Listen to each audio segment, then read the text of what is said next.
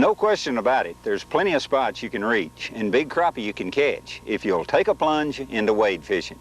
For the open-minded angler looking for a hard-to-get-to place by boat, well, this is a wade to go. It's a very productive tactic that allows you to fish for shallow water spawning crappie that rarely see a jig. Our trip today takes us to Butler Lake here in northwest Mississippi. Some of the biggest crappie I've caught anywhere come from this wide floodplain reservoir in North Mississippi. This flatland impoundment was built for flood control and fluctuates some 15 to 20 feet annually from summer to winter pool. The diversity of a flatland impoundment makes them difficult to explain, but I'll try. Normally during the winter and on into mid-spring, they remain low. But as spring rains come, these bodies of water swell to tremendous size, flooding backwater into the flat areas several miles, covering thousands of acres. The shoreline characteristics are mainly long, slow tapering banks with sparse cover on low water. However, when the water levels are extremely high, and they can be anywhere from 10, 15, 18 feet higher than they are at this present time, there's more cover than 10 men could fish in 10 years. The points are usually broad, rounded, slow tapering jobs in both the creeks and on the main lake. They normally lack timber, but some brush is usually present. The bottom content usually consists of mud, hard clay, and sand. These type lakes are laced with small cuts and coves, which are usually short and shallow with small depressions or ditches running through many of them. Most have wide mouths and have rounded backs with isolated cover. Creek channels can also be found here. However, most are less than 20 feet wide and are basically shallow with depths of 1 to 8 feet. And the more pronounced channels are normally found in the mid to lower section of the reservoirs. The channels on the upper reaches of the impoundment are a different story. They're considerably shallower as a result of low water. During low water periods on flood control lakes, high winds can cause creeks to silt in. And this is why a good map can really pay off. If you have a map and it shows a creek channel and you cannot locate it, check further out into deeper water. If your map is a really good one and a creek channel is shown, you can bet it was there at one time. Let's assume the lake has a high pool elevation of 270 feet and a low elevation of 250 feet.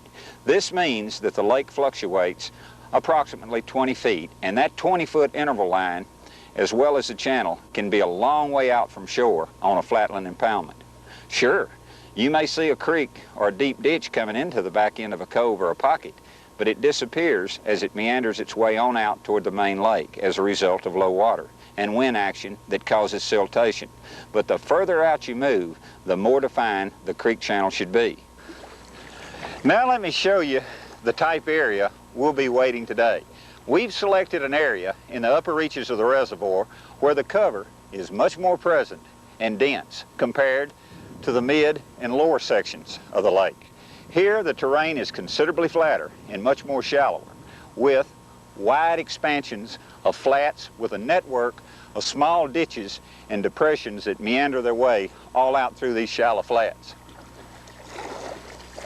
This side view illustration will give you some insight on what the floor of the lake looks like and why it would be almost impossible to fish from a boat.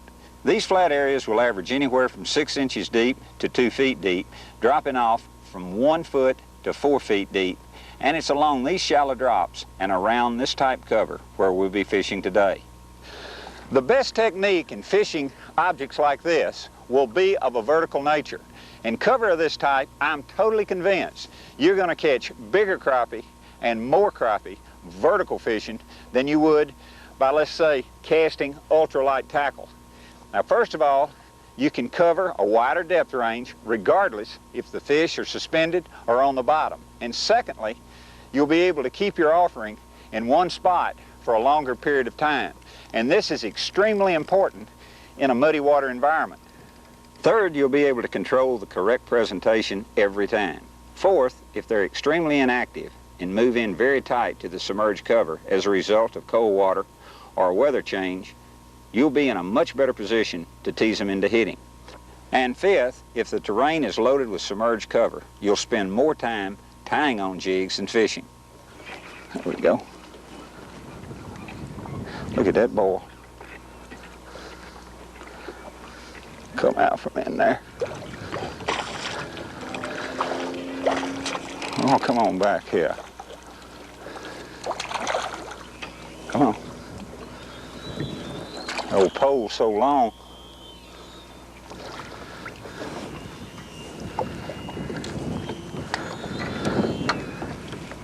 I'll let you go back to your stump in a little bit. Let me show you the lure we'll be using today. It's a super little jig for crappie. It's a solid body jig that really stays on the hook and will last for a long time. By that I mean it's tough with plenty of tail action. It's called a Mini King and made by Strike King Lure Company. Now, crazy thing. Look, Mr. Crazy, there you go.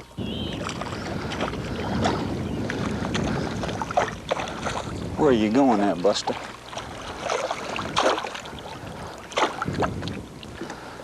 Come here. Got my reel in the water.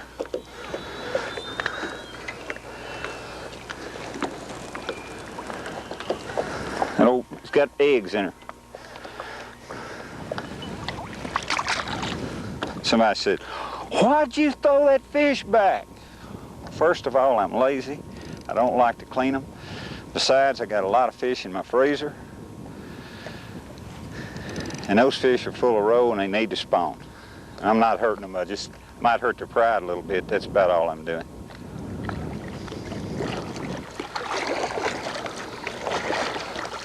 Now, let me show you something right here. Now, you see that double snag? That's always a prime spot. You can catch them off single snags, and sometimes a single snag will have 4 or 5 other snags under the water that you can't see. But when you can see one like that, that's always a good spot. They seem like they really like that. I get maybe it provides more cover to them.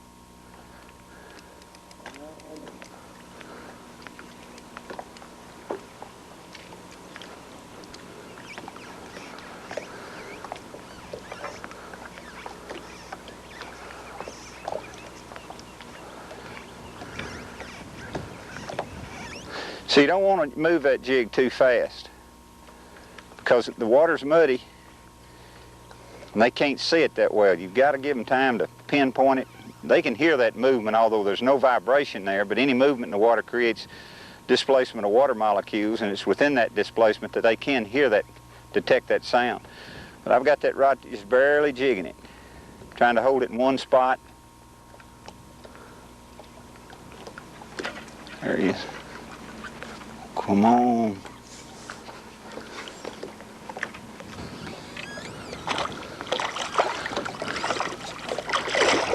Get out in here. Come here. That old pole's so long I got to let out line when I hang one. But the advantage, come here. The advantage to that, well, you little rascal. Old black crappie. The advantage to that long pole is, let you go, you can really reach out. This one's about 12 feet long, and it's a telescopic pole. I can bring it down, just by bringing it on in. I can shallow it up to 3 feet. And it's excellent to, you know, keep in your storage box. When you extend it all the way in, it's really not but about that long. Works real good, but you can really reach out there and touch someone with it.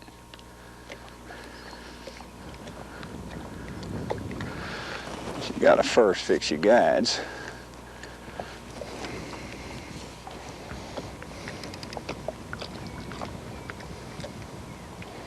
It's not uncommon to catch several off of one snag. I've caught as high, I know this is gonna be hard to believe, but I fished a snag like that in shallow water and catch as many as 7 or 8 off one little old snag like that.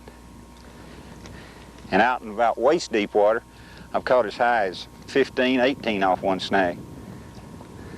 Sometimes when you catch one, you'll disturb the rest, and you have to just kind of work with it a little bit.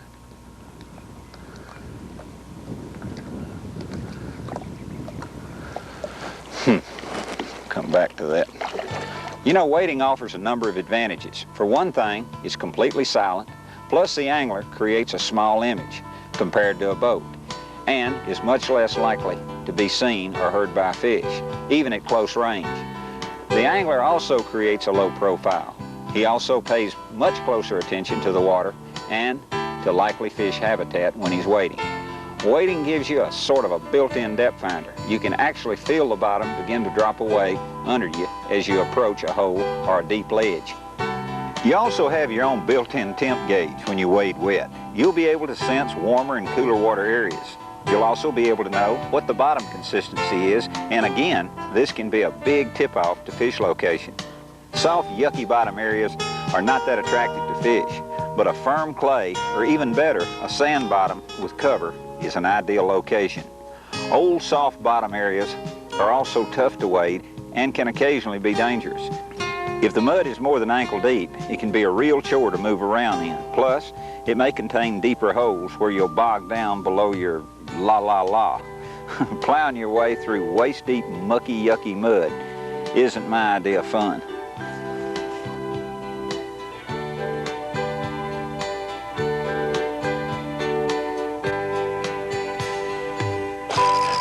Well, look at that and go, whoo, jump out of water on me. Well, you're talking about a strong. Come on here, mister. Come in here. I got my long pole, I got to get it.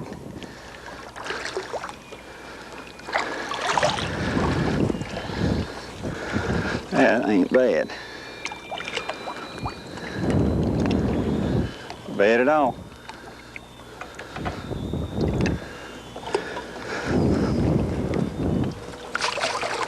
You know, there's several other key advantages to long poling or vertical fishing. I call it long poling, but it's the same thing, vertical fishing. But what it does, it allows one to fish an area much more thoroughly and much quicker.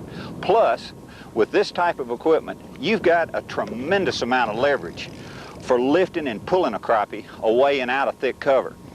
You've got this long extended part here, and you can rest this up under your arm for leverage, you know, to lift him up and pull him out. Another plus is being able to stay away from the fish and work a large area, you know, by standing in one spot if there is a lot of cover around. In other words, if there were stick-ups here, and here, I could work all of this with this long pole and not move an inch. What it boils down to, you're just gonna do a whole lot better fishing areas of this type the way that we're fishing them right now.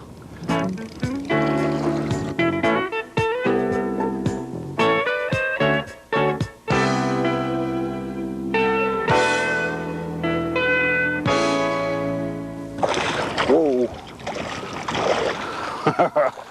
Uh-oh.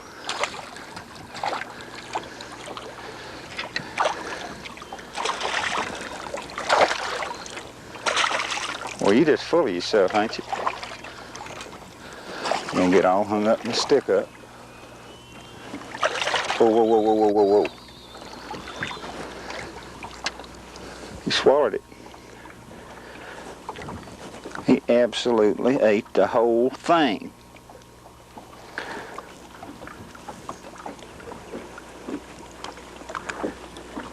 Yes, he did. Look how thick that fish is across the back.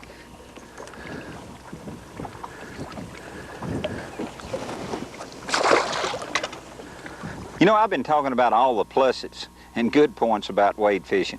Let's spend a minute and discuss a few disadvantages. First, you're limited to what you can carry. No tackle boxes, coolers, ice, extra rods, sandwiches, cold drinks. All the extras will have to be left in your truck, your car, your boat, or left on the bank. And if you wade very far and need something, guess what? You'll have to wade back and get it. But sometimes that's not all that bad, because you can fish your way back. However, it's smart to carry along with you a canteen of water, extra jig heads, and an assortment of colorful jig bodies. And speaking of colorful jig bodies, color is very, very important in off-colored water. And this is why a little device like this can eliminate the guesswork of which color can be most visible at a certain time of day, depth, and water clarity.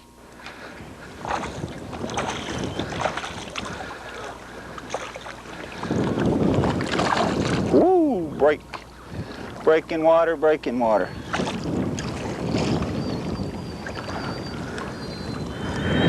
Boy, y'all get that hook. Y'all got that hook. There we go. You know, as I stated earlier, the shallower areas with the most cover are going to be found in the upper reaches of the major creeks and the upper end of the impoundment itself.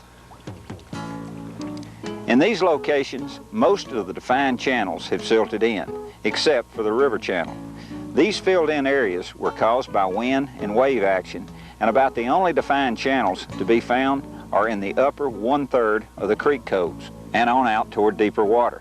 However shallow ditches are present, these are formed every year by heavy rains during the low water periods. Rainwater, which causes runoff in the small pockets and depressions, have carved their way out into and across the shallow flats, forming V's and U-shaped ditches that will average in depths of, say, 1 to about 3 feet. These will not show up on a map, but they can be found by wading the flats. Believe me, they're not hard to find. As you wade, you'll step off into them, and by observing the height of the secondary growth, you'll be able to detect their locations. The brush and weeds in the flats that grew up last summer and in early fall during winter drawdown will stand taller, whereas the growth in and along the washes won't stand as high because they're in a little bit deeper water. Here we go. Come back here, crazy.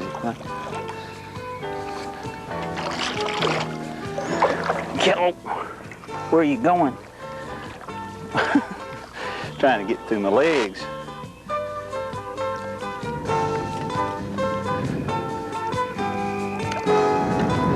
That wind blowing that line, just singing like a guitar string. You know, over the years, I've discussed these presentation tips I'm going to show you many times.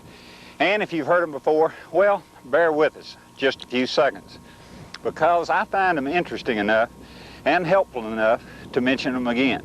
When vertical fishing, I find that by using either a hook snap or a loop knot on my jig, it'll definitely increase my strikes up to 30% or more, because it lets the jig swim in a more of a horizontal and natural motion than by tying direct to the hook. However, if you prefer to tie direct, be sure that the knot is positioned in the center of the hook eye. Letting the knot work forward on the hook eye allows the jig to dangle at an odd angle. And another tip that will help you catch more crappie is to open the bend or gap of the hook slightly, which will increase the hooking capacity. And one additional tip would be, when you're fishing in extremely thick cover, you sure don't want to open the gap. Instead, place a small rubber band over the barb of the hook and then carefully pull it over the eyelet of the jig. This will make it extremely weedless.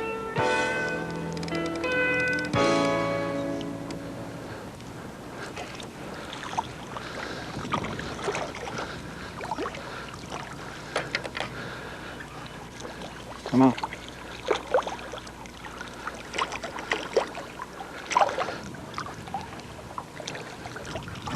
Come on back here.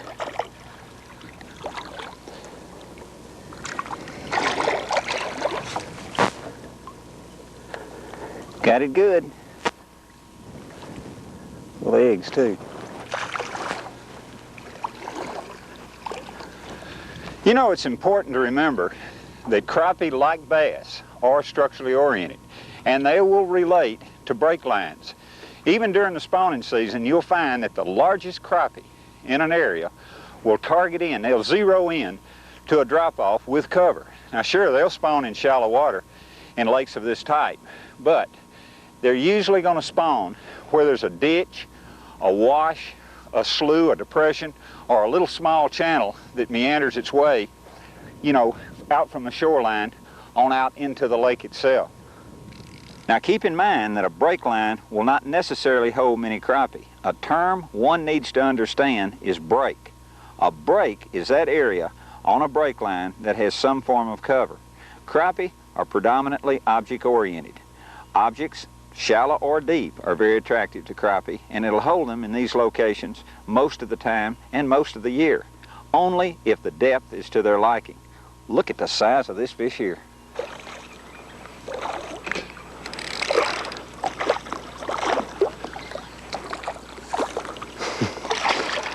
Mr. Hotshot. Ouch. Get that hook in my finger and I'll have to slap your little face. You don't like that old thing stuck up. Wait a minute, fix my jig and let me admire you, and then I'll turn you loose. He went right back to that stump.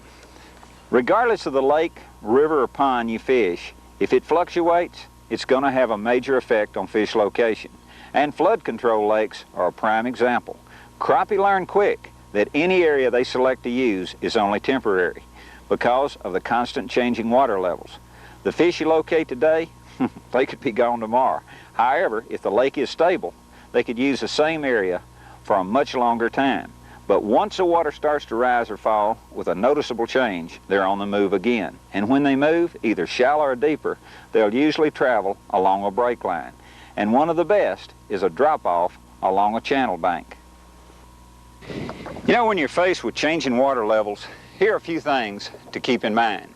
The responses of crappie to rising water are virtually the same on all reservoirs, rivers, and small lakes. You can expect them to move into newly inundated shallows. As with any movement toward the shallows, the fish will usually follow a defined route or path related to some manner of structure. That structure could very well be what we've been discussing. The drainage areas, such as gullies or ditches. These are very important as the crappie approaches the extreme warmer shallows. The fish normally will remain in a little bit deeper water along the route for spawning, but when they're feeding, they'll move in very, very shallow. By zeroing in on these types of potential movement routes and looking for the shallow cover areas near them, you can really shorten your search time. When the crappie are found in recently flooded shallows with lots of cover, they'll accept several different lures, but two of the easiest to fish would be the mini king jig like we're fishing today, and by casting this jig with ultralight gear with an elbow spinner attached to the jig. The spinner combination will allow for fewer hang-ups. Since shallow water feeding crappie are very active, the angler should fish fairly fast until he locates a fish and discovers a better lure or presentation. Now on falling water, this causes an instinctive survival in crappie. Their immediate response is to move toward deeper water. A very gradual fall in the water level appears to cause no immediate alarm, and the crappie may continue to feed and keep house during the spawn. But if a rapid fall should occur and send them hurrying toward deeper water, those which have laid their eggs have lost the spawn for this year. If they've not spawned, they must wait until the water stabilizes and begin housekeeping all over again in a new location. All around.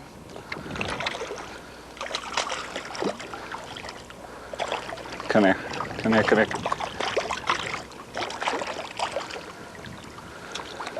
Come to me.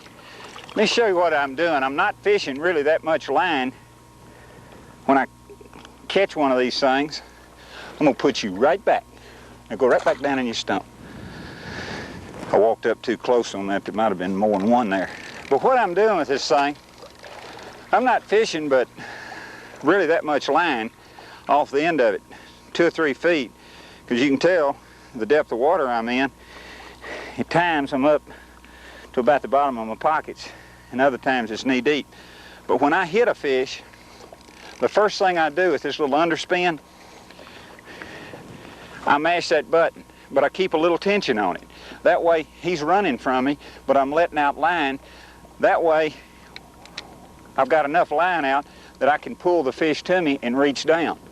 If I tried to pull him in with, about 2.5 feet, 3 feet of line on this pole, I'm gonna be well roping him like this all the way in. So a tip, if you're using this type of equipment, when you hang a fish, you set the hook.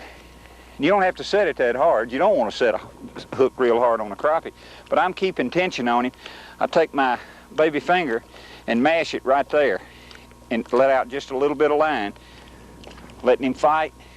Then I've got enough line out to where I can bring this 12-foot pole back into me with a bend in it and catch that fish right there, if that's worth anything. You know, the key to fishing this type of cover is to approach it fairly quiet and drop your jig down beside the cover.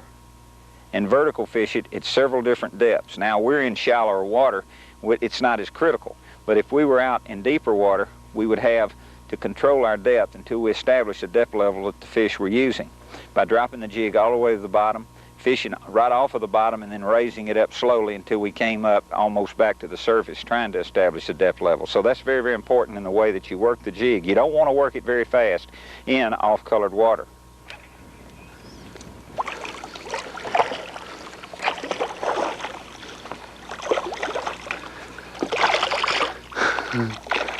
Where are you going to go there, Buster boy? I'll tell you where you're going to go. Your face is going to go right on my thumb.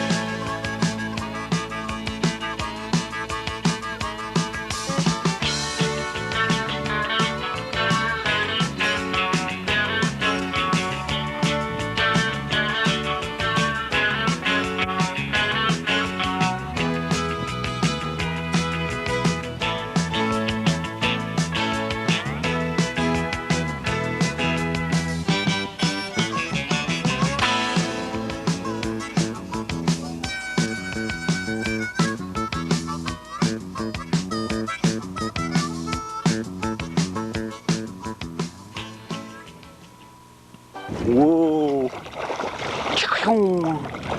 That crazy thing go. Boy, you are full of yourself. You act like a tarpon. Look at that thing. Hey, you deserve to be turned loose for that much fun.